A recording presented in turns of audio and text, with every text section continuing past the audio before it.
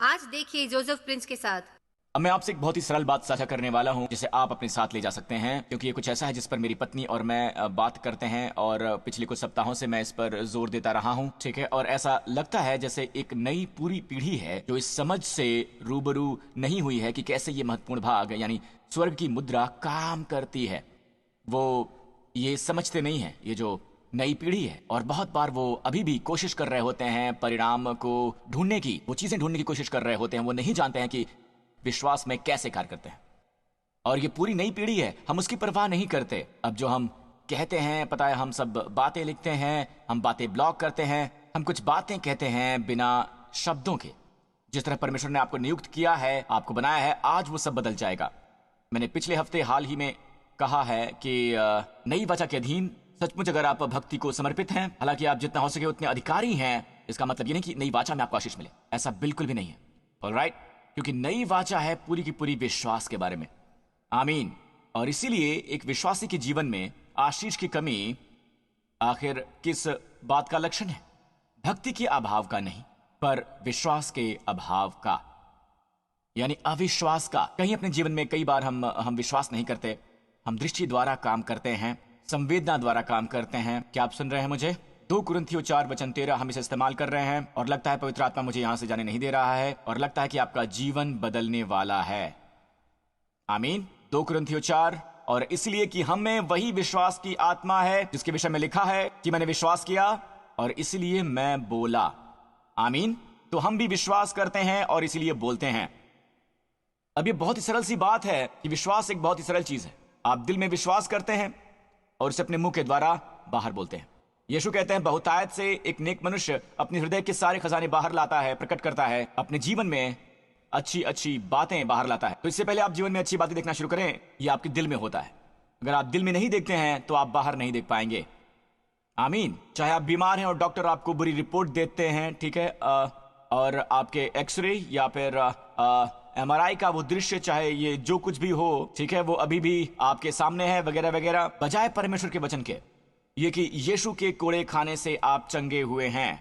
जब आप भजन संहिता 91 पढ़ते हैं तो आप उसे अपने अंदर एक सोच नहीं बनने देते हैं। आपको विश्वास करना होगा कि परमेश्वर का वचन हर दूसरे वचन से श्रेष्ठ होता है। आमीन। परमेश्वर झूठ नहीं बोल सकते। ऐसा नहीं कि वो झूठ नहीं बोलेंगे, वो बोल नहीं सकते। कुछ ऐसी बातें हैं जो परमेश्वर नहीं कर सकते। परमेश्वर झूठ नहीं बोल सकते। ये नए नियम में है, परमेश्वर झूठ नहीं बोल सकते। वो झूठ बोलने में असमर्थ हैं, इसलिए आप उनके वचन पर भरोसा कर सकते हैं। तो विश्वास करना एक बात है और बोलना दूसरी बात है। फिर कुछ विश्वासी हैं जो सारा समय बोलते रहते हैं। वो कहते हैं कि वो आशीषित हैं और उस तरह की सारी बातें, पर वो दिल में इसका विश्वास नहीं करते। आमीन। तो अगर विश्वास एक समस्या है तो जानते हैं आप क्या करेंगे? एक रहस्य बताता हूं आपको। बहुत सालों पहले ही परमेश्वर ने अब्राहम से एक प्रतिज्ञा की थी, और बहुत सालों तक अब्राहम बिना संतान के था अपनी असली पत्नी सारा के साथ। ओके, पर 25 साल पहले जब परमेश्वर ने उससे प्रतिज्ञा की थी कि उससे एक बच्चा होगा, राइट? सोचिए इस बारे में, 20 से ज्यादा साल बीत चुके हैं, उन्हें बच्चा नहीं हुआ, पर प्रभु ने प्रतिज्ञा की कि तेरे वंश में सभी जातियां आशीष पाएंगी, तो जाहिर है उसका वंश होगा। ओके, पर कुछ नहीं हुआ, कुछ भी नहीं हुआ। तो एक रात परमेश्वर अब्राहम को तंबू से बाहर लेकर आए और अब्राहम से कहा कि तारों की तरफ देखो और देखो क्या तुम उन्हें गिन सकते हो। तुम्हारे अंग्रेजी बाइबल में, इब्री में, देखो कि क्या तुम उन्हें सफर कर सकते हो। और सफर भी बस गिनना नहीं है, खास करके जब ये अंग्रेजी में लिखा हुआ, और देखो कि क्या तुम उन्हें गिन सकते हो। पर सफर का मतलब दोबारा गिनना भी होता है।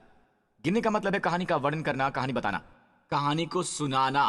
अब सालों साल बीतने पर यह भ्रष्ट होता गया है, पर यह सुसमाचार की घोषणा करना था शुरुआत में। सुसमाचार की कहानी को दोबारा सुनाना, ये शुरू होता है और ये नीचे नीचे आता है और फिर अंत होता है। अगर आप शुरू करते हैं वर्गों से, आप जानते हैं हमारा अंत किस पर होता है? लियो पर। लियो कौन है? कौन? यहूदा के गोत्र का शेर। आपका नया नियम खुलता है एक बच्चे और एक मां से, एक बच्चा और एक मां, राइट? यीशु एक कुंवारी से पैदा हुए थे, ऐसे नया नियम शुरू होता है। अब नया नियम खत्म कैसे होता है? यीशु अब वो बालक नहीं है, अब वो यहूदा के गोत्र का शेर है, यहूदा के गोत्र का।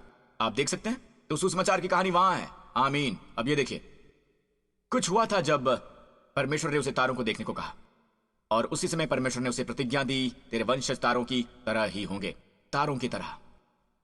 अब ये पहला भाग ये पहला भाग था गुणवत्ता। मेरा मतलब है गुणवत्ता का वंशज, यानी हमारा प्रभु यीशु मसीह। वो ये है कि तेरे कितने बच्चे होंगे। अचानक से सितारे चेहरा बदल लेते हैं और वो चिल्ला रहे होते हैं, पिता अब्राहम, पिता अब्राहम। उसके हृदय को क्या हुआ? उसका हृदय बच्चों से भरने लगा। उसका एक भी बच्चा नहीं है। उसका दिल भरने लगा। उसने आसपास देखा और पिता अब्राहम, पिता अब्राहम, सारा सारा हम माता पिता बनने वाले हैं, असंख्यों के। उसने आसपास देखा और उसका हृदय बिल्कुल बदलने लग गया। मैं आपको कुछ बताना चाहूंगा, परमेश्वर ने अब तक उसका नाम नहीं बदला जब तक कि उसका दिल नहीं बदला।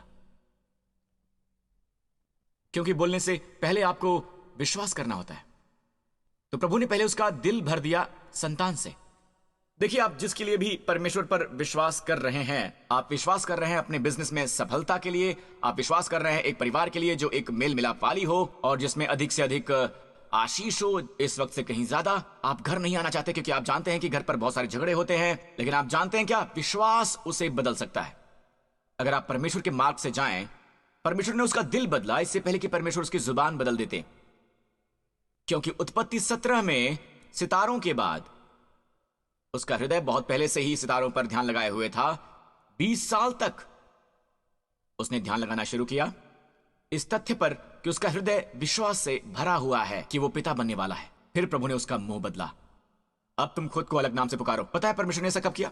उत्पत्ति 17 में। वो उसे कई साल पहले था जब परमेश्वर ने उसे सितारे दिखाए, जिसका मतलब है परमेश्वर ने उसका हृदय बदल दिया। उसे उस पर ध्यान लगाना पड़ा, उस पर ध्यान लगाना पड़ा। परमेश्वर की प्रतिज्ञाओं पर। आप किस पर ध्यान लगा रहे हैं? डॉक्टर की रिपोर्ट पर। आप किस पर लगा रहे हैं? उन सब बातों पर जो आपके बॉस ने आपसे कही हैं। वो सब बातें जो आपके कथित विरोधी आप के खिलाफ कर रहे हैं, आप उन पर अपना ध्यान लगा रहे हैं, फोकस कर रहे हैं। आमीन। आपके आलोचक आपसे क्या कह रहे हैं, आप उन बातों को सुन रहे हैं। क्या आप संसार की रिपोर्ट को सुन रहे हैं? किसकी रिपोर्ट पर आप विश्वास करेंगे? जिसने हमारी रिपोर्ट पर विश्वास किया, हम प्रभु की रिपोर्ट पर विश्वास करेंगे। क्या मुझे अच्छी आमीन मिल सकती है?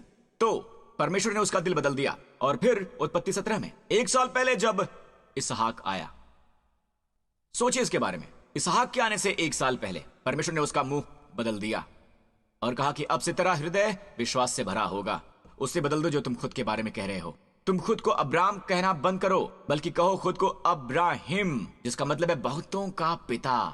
और साराई बदल जाएगी सारा में, जिसका मतलब है एक रानी, एक राजकुमारी, बहुतों की मां। आमीन। तो ये जो दोनों हैं, बाय द वे, अब्राहम 99 साल का था जब परमेश्वर ने उससे कहा, और सारा थी 89 साल की। बाइबल कहती है विश्वास के द्वारा, सुनिए इब्रानियों 11, सारा को वंश का गर्भ धारण करने की शक्ति मिली। उसे वो शक्ति मिली। क्या आपने सुना? वो शक्ति कहलाती है डुनामिस। ग्रीक में शब्द मिलता है डायनामाइट। विश्वास द्वारा उसे शक्ति मिली। आमीन। क्या आप सुन रहे हैं? बोटॉक्स के द्वारा नहीं। उसका यौवन उसकी वजह से नहीं आया, हालांकि इसमें कोई खराबी नहीं है। चाहे आप टॉक्स करें या फिर बोटॉक्स करें, कोई फर्क नहीं पड़ता। आमीन। बस परमेश्वर पर भरोसा करें। विश्वास द्वारा उसे शक्ति मिली। उसे शक्ति मिली वंश का गर्भ धारण करने के लिए। सुना आपने? किसके द्वारा? क्योंकि उसने उसे विश्वास पात्र ठहराया जो प्रतिज्ञा उसे मिली थी। उसने उसे विश्वास पात्र ठहराया। वो हंसी भी थी जब उसने सुना कि वो मां बनने वाली है। वो हंसी थी। और अब्राहम भी तो हंसा था। वो दोनों ही हंसे थे। उन्होंने बच्चे का नाम रखा हंसी। इसहाक का मतलब होता है हंसी। ईसा मतलब कि हंसी, क्योंकि वो दोनों ही हंस रहे थे। वो दोनों ही हंसे इस बात पर। तो इसका मतलब ये नहीं कि आप बहुत उदासीन हैं, कि आप कभी भी डगमगाते नहीं हैं वगैरह वगैरह। इसके बारे में आप हंस सकते हैं, उसके बाद उस पर चलें विश्वास के साथ। एक दूसरे का आप विश्वास बढ़ाएं। और विश्वास का आत्मा कैसे प्रकट हुआ? मैं विश्वास करता हूं दिल से, और फिर बोलो। मुझे अच्छी आमीन मिल सकती है? विश्वास करो और फिर बोलो। पास्टर प्रिंस, जब आप बूढ़े होते हैं तो आप बूढ़े होते हैं, ये जाहिर है। हम जवान नहीं रहते हैं। जानते, एक भाषा है जो शैतान के प्रोग्राम की भाषा है। ये ऐसी भाषा है जो शैतान प्रोग्राम करता है। और वो क्या है? हम बूढ़े हो चुके हैं। जब भी कुछ बुरा होता है, हम बूढ़े हो चुके हैं। कुछ भूल जाते हैं, हम बूढ़े हो चुके हैं। आप कहना शुरू करें, आप इस पर विश्वास करने लगेंगे। आप विश्वास करेंगे, आप बोलना शुरू करेंगे। आपको याद रखना होगा कि इस सिद्धांत के बारे में एक बात है जो हमें मिलती है गिनती 13 में। जी हाँ, गिनती 13 हमें बताता है कि परमेश्वर ने इजराइल की संतान को भेजा मिस्र से बाहर, और फिर उन्हें प्रतिज्ञा के प्रदेश में दाखिल होना था। उन्होंने 12 भेदियों को भेजा, ये उन्हीं का आइडिया था दरअसल। और फिर मूसा से कहा कि जिस देश में तूने हमको भेजा था उसमें हम गए, उसमें सचमुच दूध और मधु की धाराएं बहती हैं। उस देश के निवासी भी बलवान हैं और उसके नगर गढ़वाले हैं और बहुत बड़े हैं। और फिर हमने वहां अनाक वंशियों को भी देखा। इसलिए फिर भी समस्याएं तो हैं। कुछ कहेंगे पास्टर प्रिंस, मैं मानता हूं कि ये सब परमेश्वर के वचन हैं, पर आपको यथार्थ भी देखना चाहिए। आपको देखना होगा कि हृदय कहां है। लेकिन फिर भी फिर भी ने उन्हें मार डाला। ना केवल ये, अब इसकी ओर देखिए, नीचे आइए।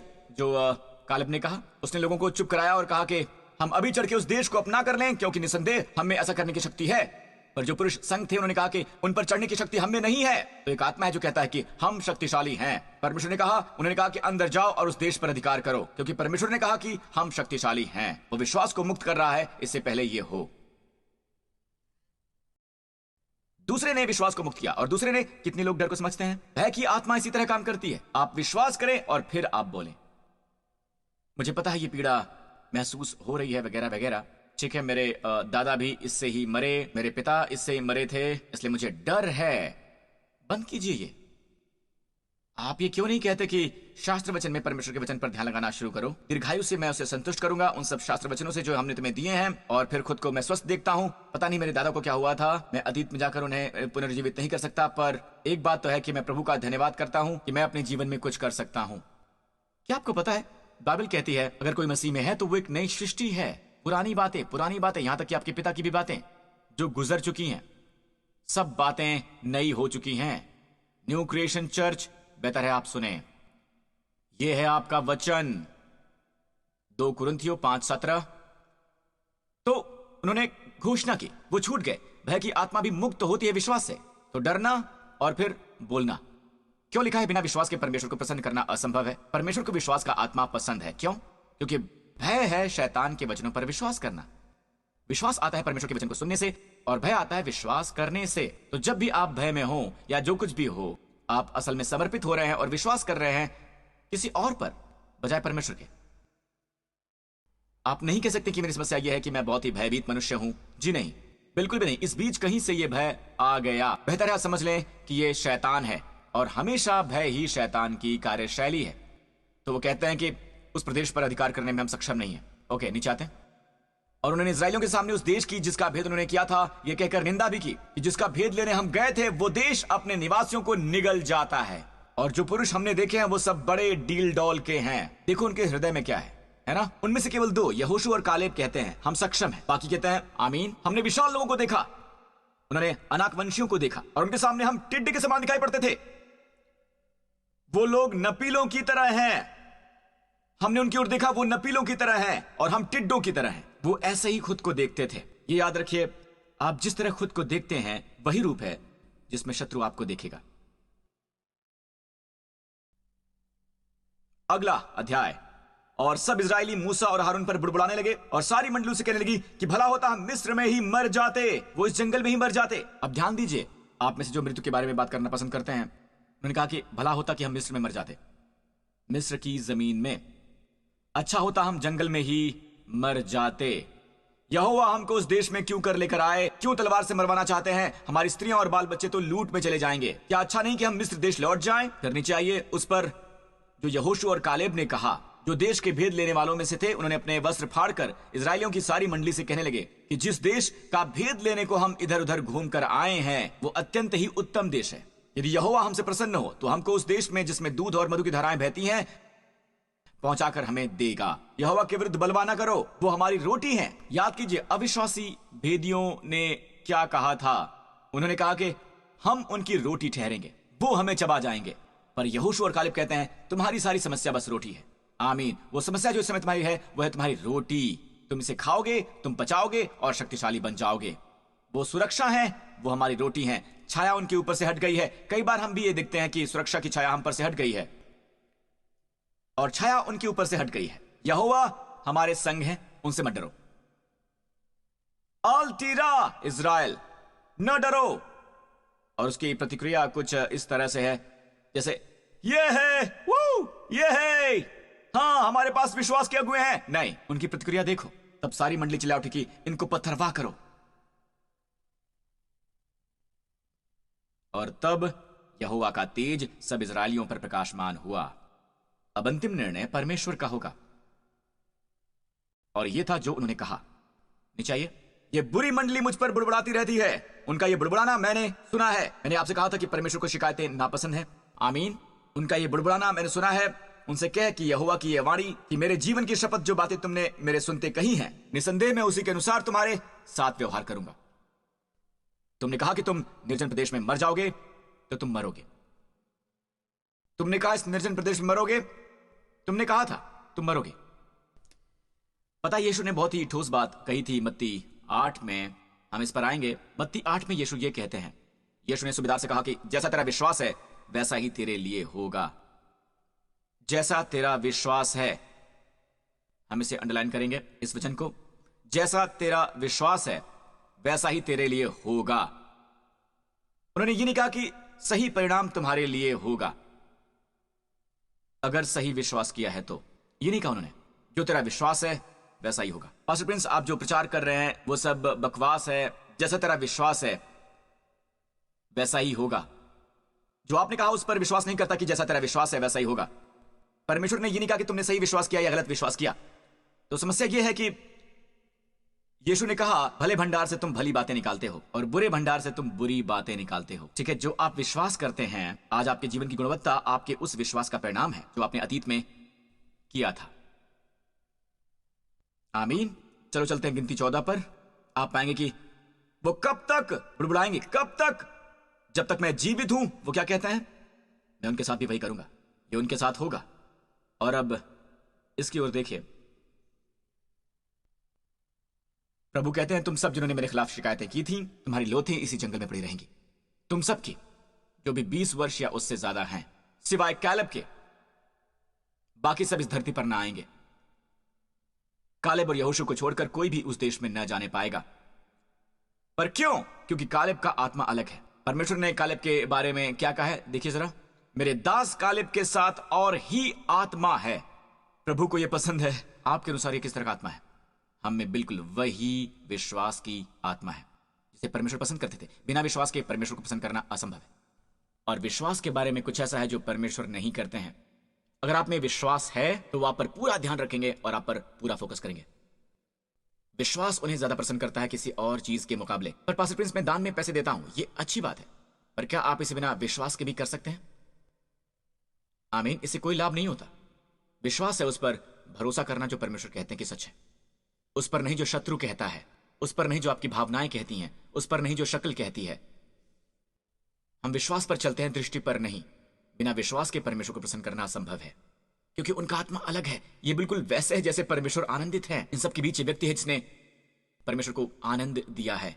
कालेब, उसका अलग आत्मा है। वो पूरी तरह मेरे पीछे चला है, मैं उसे प्रदेश में लाऊंगा और वो उसके वंश इसे विरासत में पाएंगे। और अब यहोशू 14 की ओर देखिए और फिर हम समाप्त करेंगे।